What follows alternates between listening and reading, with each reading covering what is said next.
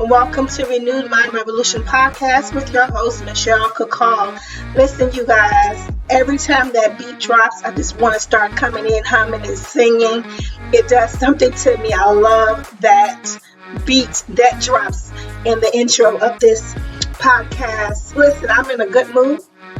I'm in a great mood, and not because everything is going perfect, but it's my choice. I choose to be happy today. I choose to celebrate life today. I choose to put a smile on my face today. I choose to be present in the moment, present in life, present in my family's life. Come on, I choose to be there. I choose to be there today, and I hope you do too. It is always, and I mean always, my honor and my pleasure to be able to come and share some tips and some tools with you that I absolutely know will help you, will assist you in becoming a better you. Well, how do I know? How can I be so confident?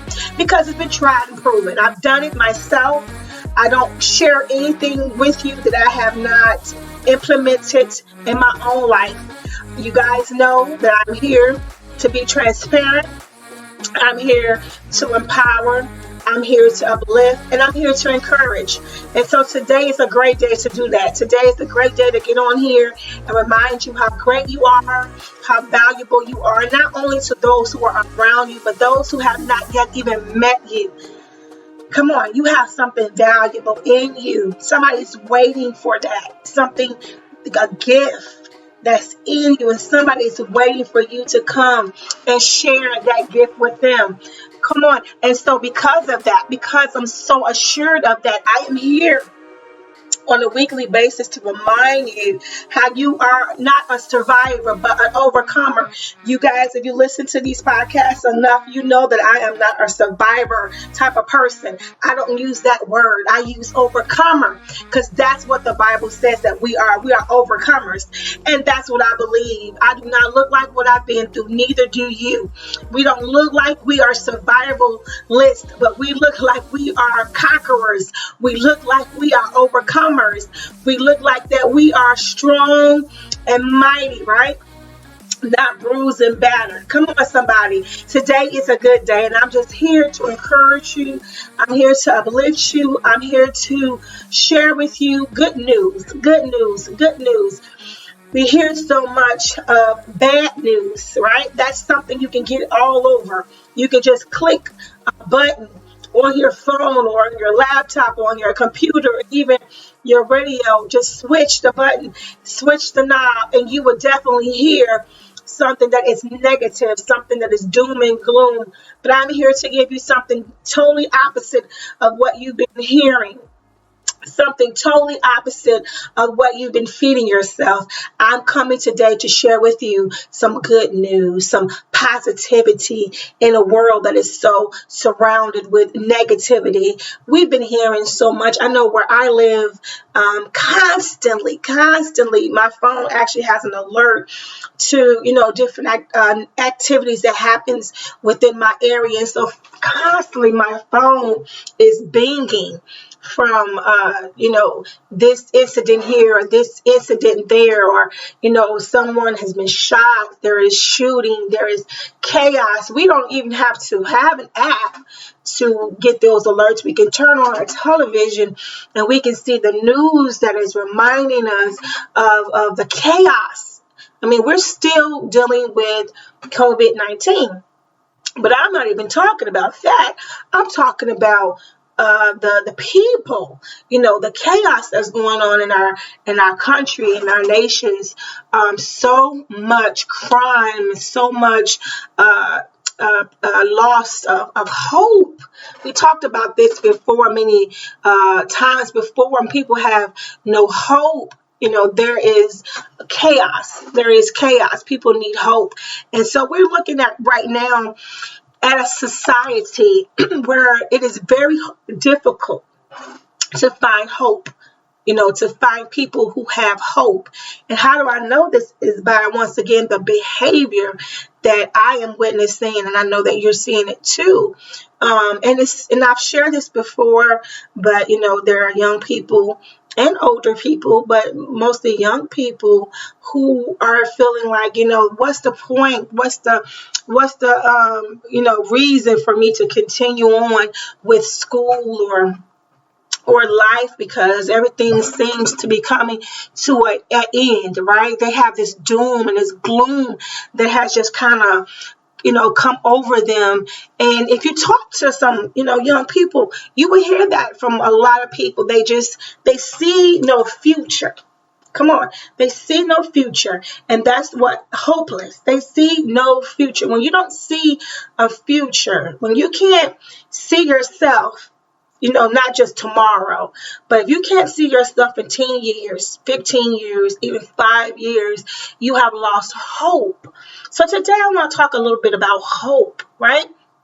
I want to talk about how powerful having hope is. I know how powerful it is to not have hope.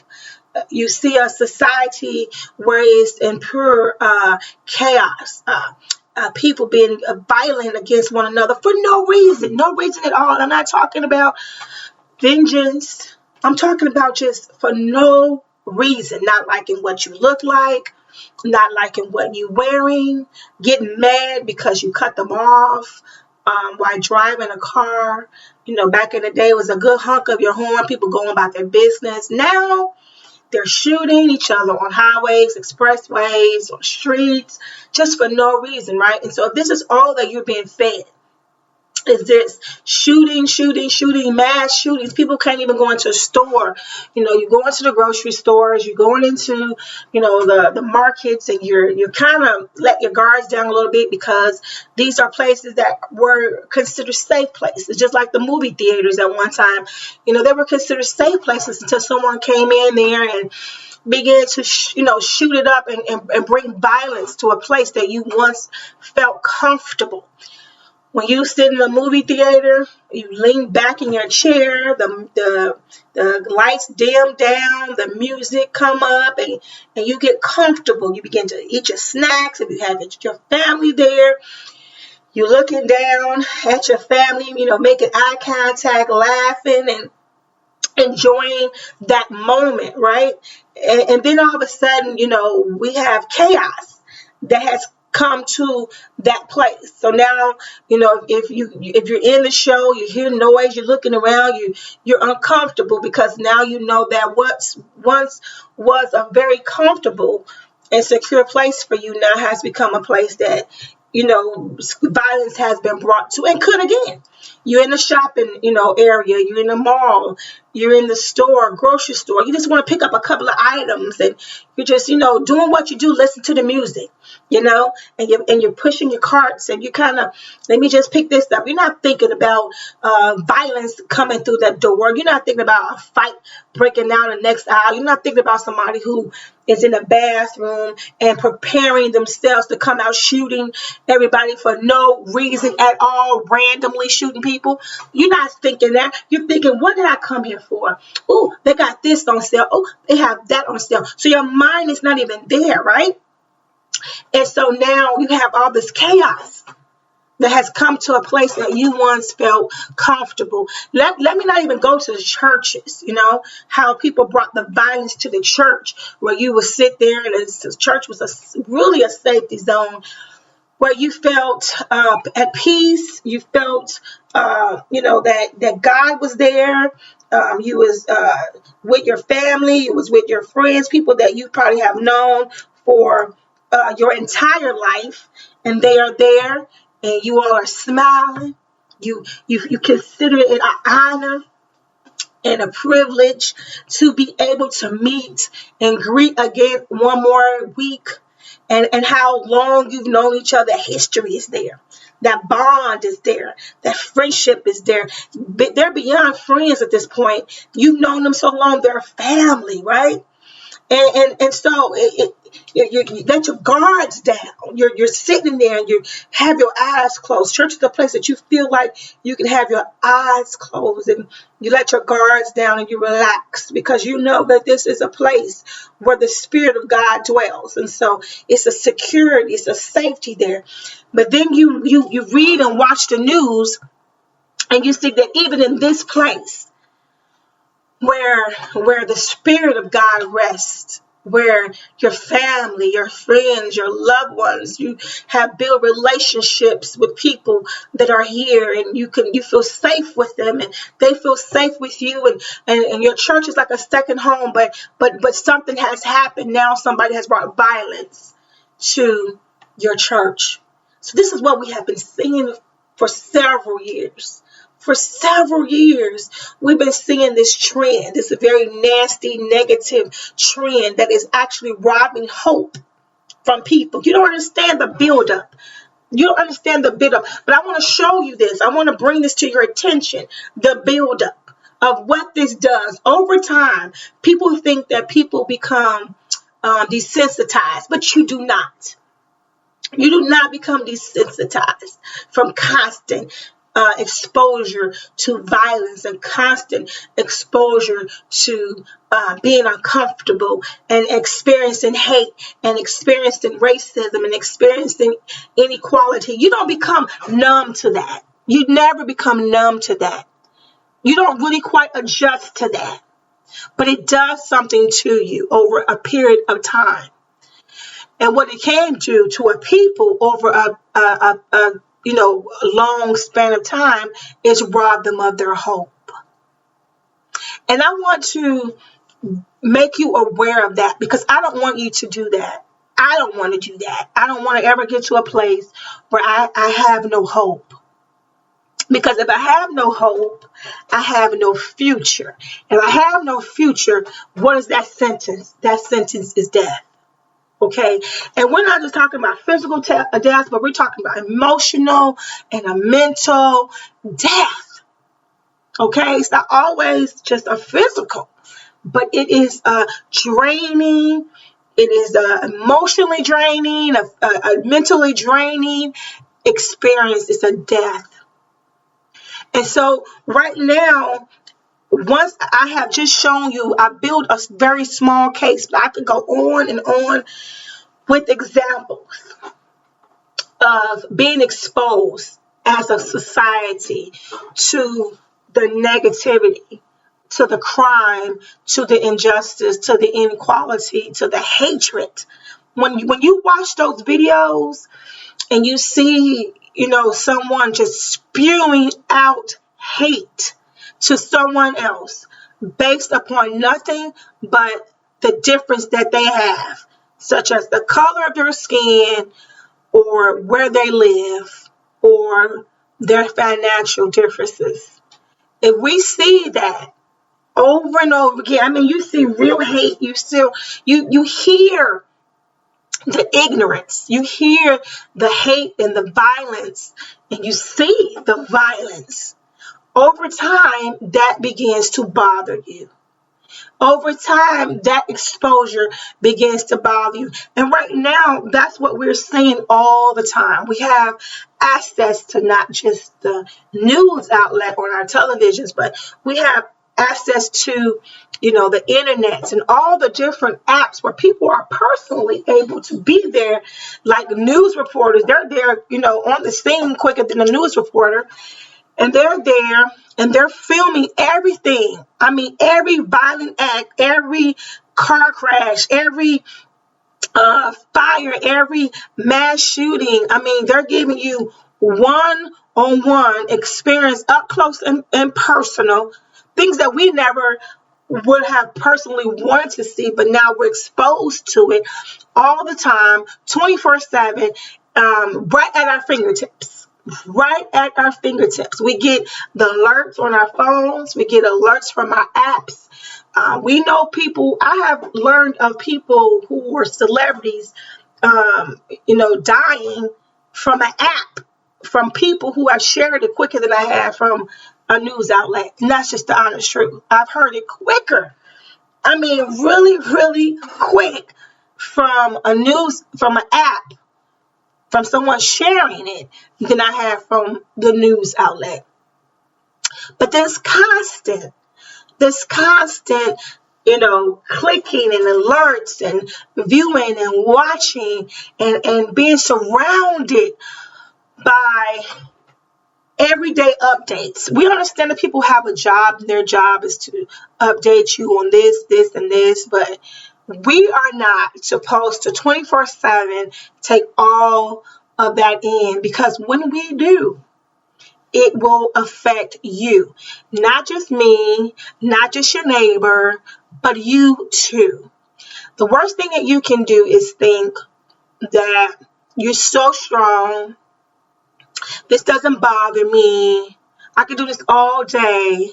You're lying to yourself. You can speak to a very experienced homicide detective who's been years doing homicide, and they are not numbed. They're going to get a case that's going to affect them. They're going to get a case that they could tell you now, that case that bothered them, that they have lost sleep over, that they just couldn't stop until they resolved it because it was so heinous, so awful, so cruel, so violent, because we are human beings. We are human beings. And so we are going to be affected by what we see and what we put into ourselves on a regular basis. So what are you feeding yourself? What are you feeding yourself? Are you surrounding yourself with a balance? Or are you surrounding yourself with just the doom and the gloom 24/7? There are so many times, because I do have apps on my phone, and there's so many times that I have had to say, okay, that's enough. That's enough.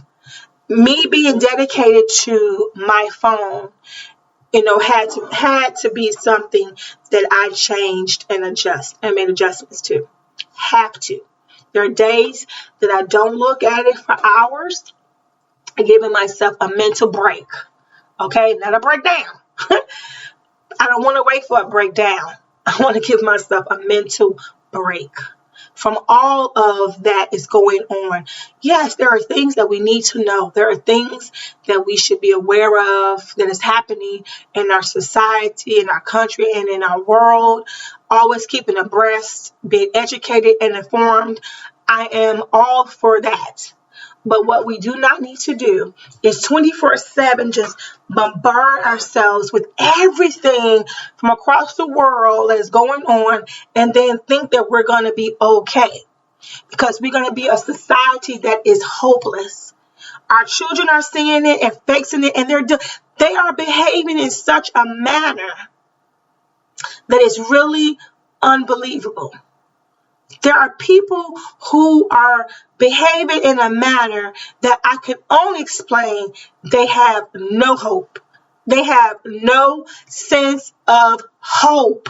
They don't care about themselves. So therefore, what I tell you, if a person don't care about themselves, they're not going to care about you. They're not going to care about you and your family and who you need to report back to and how many kids you have. And that, because people think that if you pull on people's conscience, they're supposed to care if you live or die. There are people who do not care.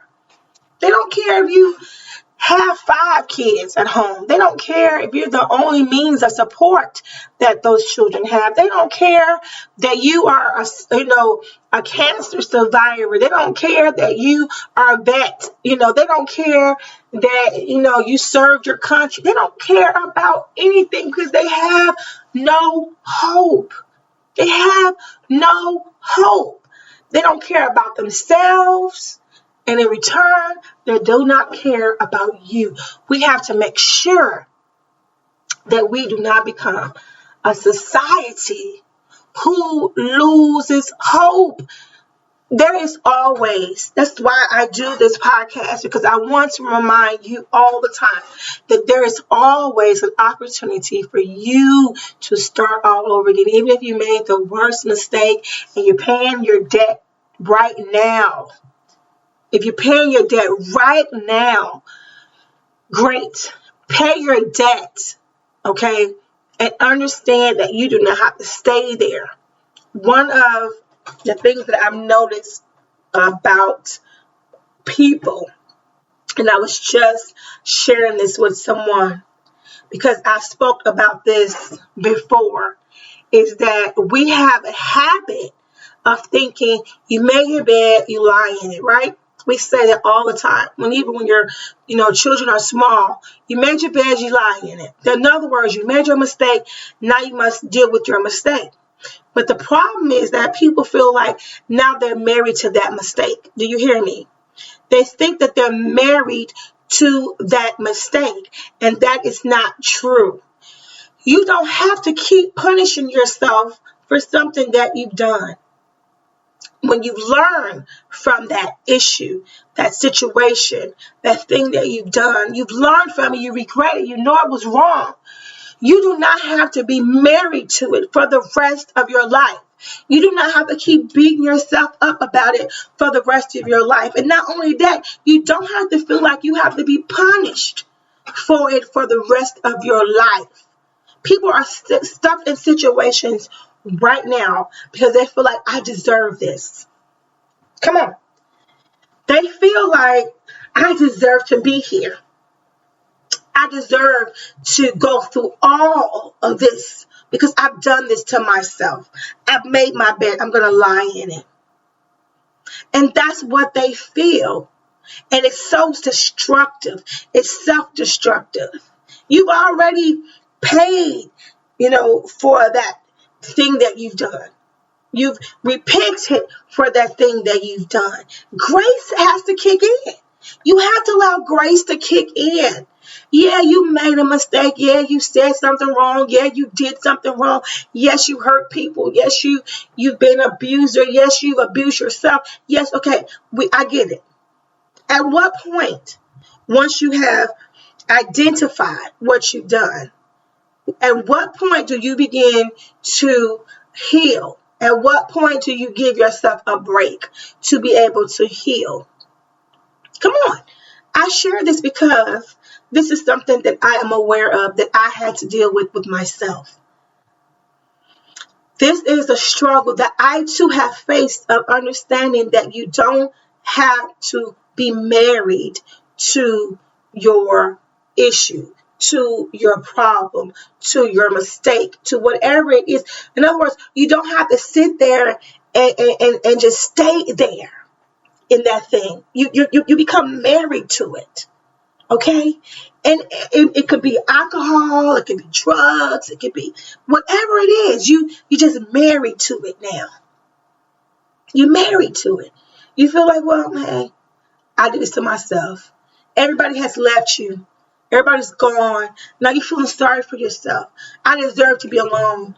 I deserve to be isolated and by myself because I've done this to myself. I pushed everybody away. I didn't want to be bothered with them at that time. I was going through my own thing. So now I am dealing with what I've created. So I deserve this. I deserve this. You might not be consciously saying this, but you're putting that out.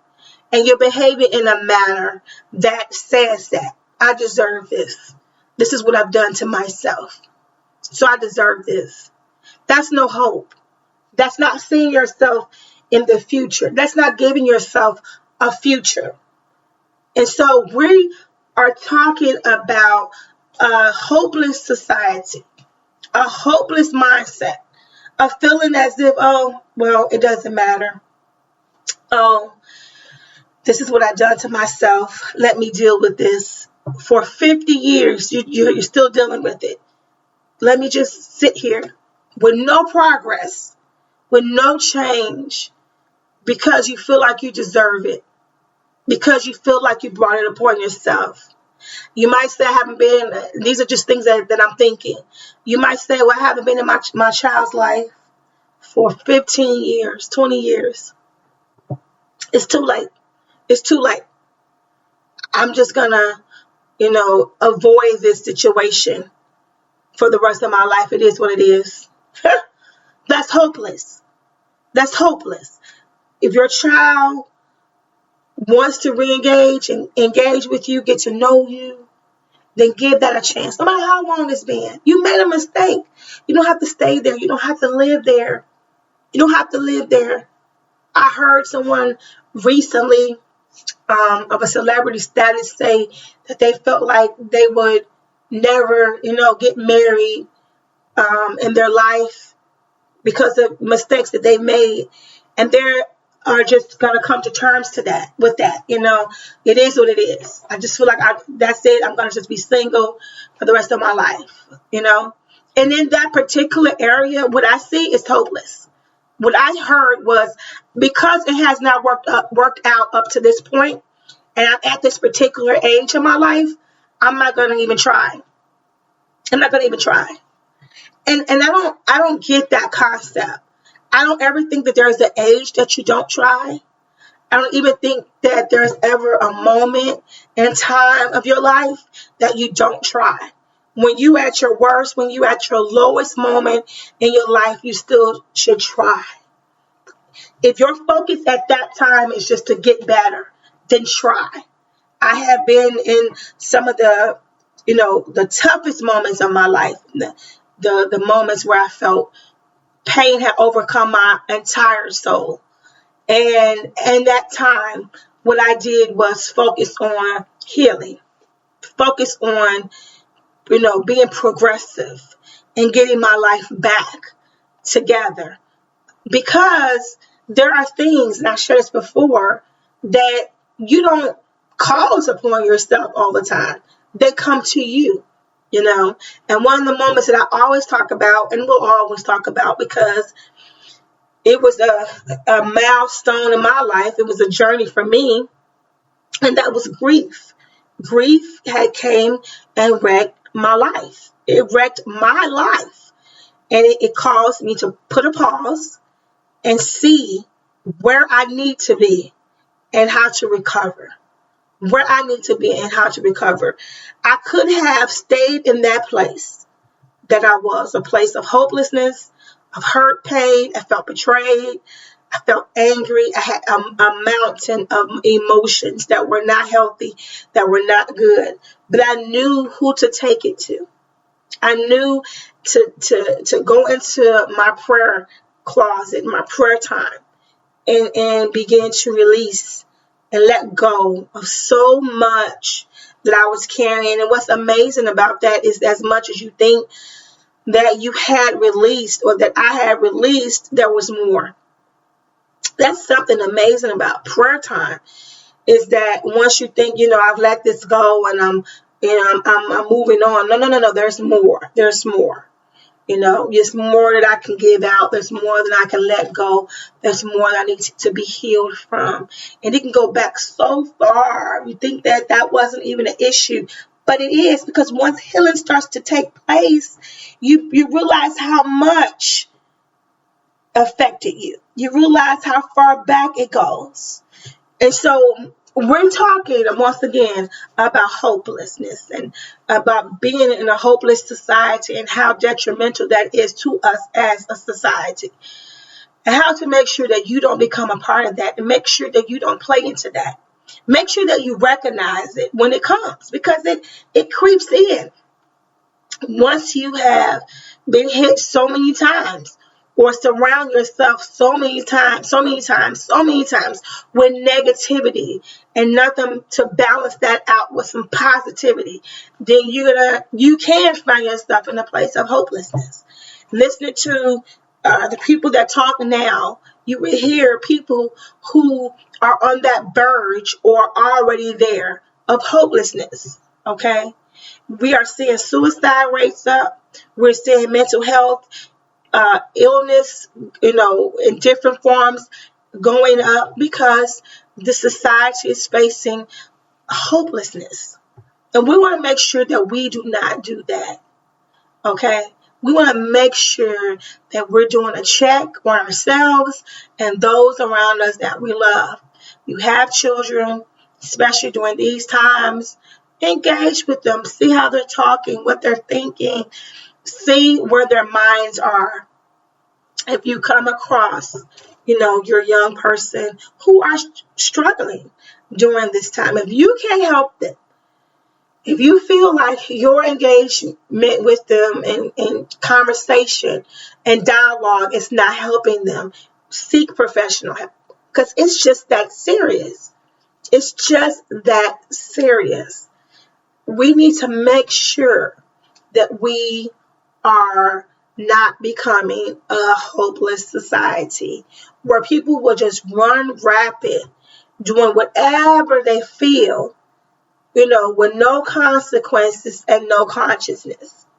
Let me say that again because I like how it sounds. Run rapid, right? With no consequences and no consciousness. We want to make sure that does not happen. I am praying for you guys. I hope that you are staying encouraged during this time. I hope that you are remembering who you are and how valuable you are and what you have that is valuable for those that are around you and for those who have not even met you yet. Remember how important you are to someone or many who have not heard your testimony, have not read your book, have not heard you sing, just not have even came in contact with your beautiful spirit. But they are waiting on you. They are waiting on you to get it together so that you can be there for them. God bless you guys so very much. Today has been absolutely amazing, as always, to share with you guys. I have not forgotten. I do have some little special guests coming up very soon. We have time. I don't want to rush that. I want it to be good and great for you guys. Please remember to go to Amazon.com or Barnes & Noble and pick up one of my books, Faith versus Fear, Breaking Family Ties. Look at those books and give me the feedback. Remember to go back and listen to some previous podcasts because there was so much information that we shared that came from those books.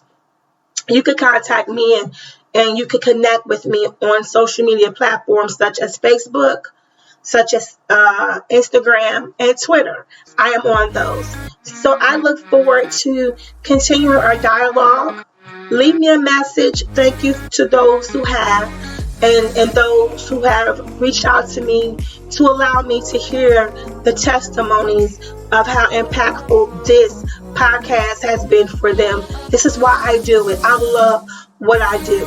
I love to be able to come to where you are and share with you and give you some tips and some tools that I know is going to help you. And so that's why I do it. I absolutely love it, and I hope that you can hear how much I love it. Thank you guys so much for taking the time to be with me and to share with me. I do have a new website, and I want you guys to make sure you go and connect with me there too. It is simple. It is Michelle with 2 L's, the letter C, Hall, HALL.com. MichelleCHall.com. God bless you guys, and thank you for listening to Renewed Mind Revolution podcast. Have an outstanding day. Remember, I love you, but most importantly, God loves you more.